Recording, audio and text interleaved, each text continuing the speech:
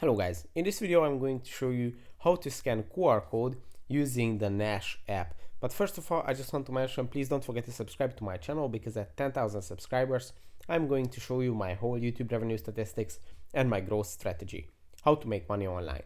So let's jump into it. First, open the Nash, then go to the accounts section, which is on the left side of the screen. And at the accounts section on the top of the screen, you should see these four buttons: the buy, deposit, and this little QR code icon. And if you want to scan a QR code using the Nash, you just have to tap on this QR code icon, which is going to open your camera. And using this camera, you can scan a QR code and it's going to read it.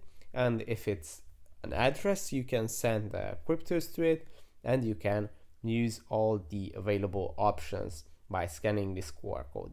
So that's it for this video. I hope it was helpful for you. If it was, please consider subscribing, because that would be really helpful for me. And see you in the next video. Bye bye.